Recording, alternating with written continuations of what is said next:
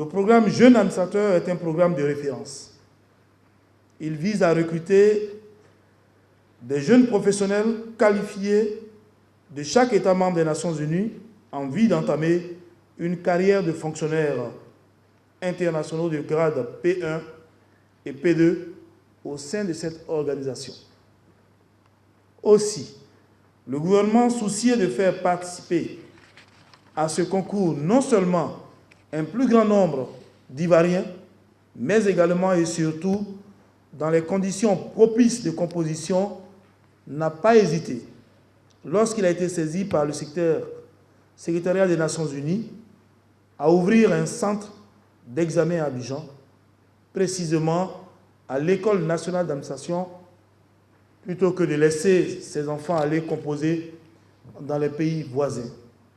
Depuis 2011, il a été créé au sein du ministère d'État, ministère des Affaires étrangères, une direction de la fonction publique internationale dont la mission consiste à promouvoir les candidatures ivoiriennes au sein des organisations internationales. Mais la mission de la direction de la fonction publique internationale va au-delà.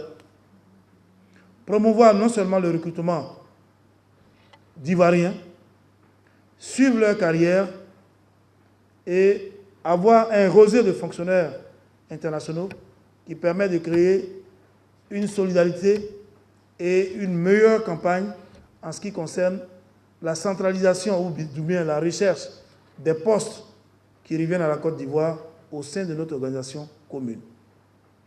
Et à ce niveau, je voudrais adresser mes félicitations à Madame la direction de la fonction publique internationale pour ce grand travail qu'elle fait, puisque le réseau des fonctionnaires internationaux a été déjà mis sur place. Ils ont un bureau et ils contribuent à rechercher des postes qui reviennent effectivement à la Côte d'Ivoire. Alors, futurs fonctionnaires internationaux au sein des Nations Unies, je crois que vous serez amenés, lorsque vous allez être retenus, à adhérer à ce réseau pour permettre à d'autres Ivoiriens de vous suivre.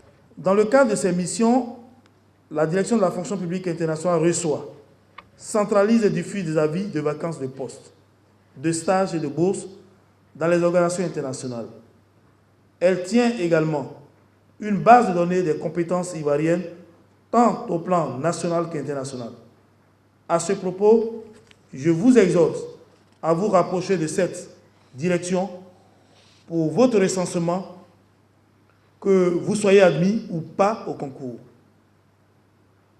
Bien entendu, pour vous qui êtes ici présents, je souhaite que vous puissiez connaître un succès. Tout à l'heure, Madame la directrice de la fonction publique vous donnera le site et je voudrais m'adresser à vous, jeunes frères. C'est l'occasion de nous départir d'une idée qui veut qu'on pense forcément être sponsorisé pour accéder à la fonction publique, même nationale, et à la fonction publique internationale. En réalité, c'est un frein pour beaucoup de vous, beaucoup d'entre vous qui n'osent même pas postuler, nourrissant déjà l'idée qu'ils ont déjà échoué. Je voudrais également, au nom de Madame le directeur général de l'École nationale d'administration, remercier M. le ministre d'État, ministre des Affaires étrangères et tous ses collaborateurs d'avoir accepté d'abriter ce concours en Côte d'Ivoire, auquel je ne reviendrai pas.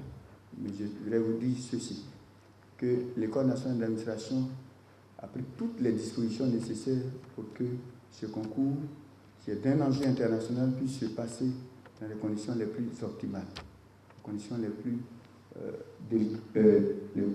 optimales, comme je dis. Donc, l'Organisation des Nations Unies.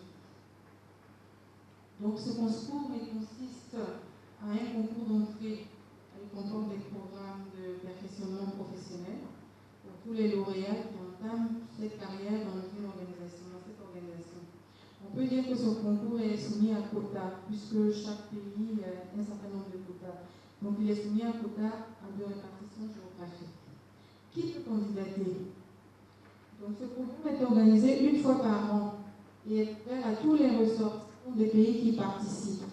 Aujourd'hui, on a la Côte d'Ivoire, mais on a d'autres pays de la sous-région ou des pays européens qui participent, qui sont des États participants. L'appel à candidature qui va être lancé par l'ONU. Ensuite, être âgé de moins de 32 ans à la fin de l'année durant laquelle le concours est organisé. Donc, vous avez ces critères.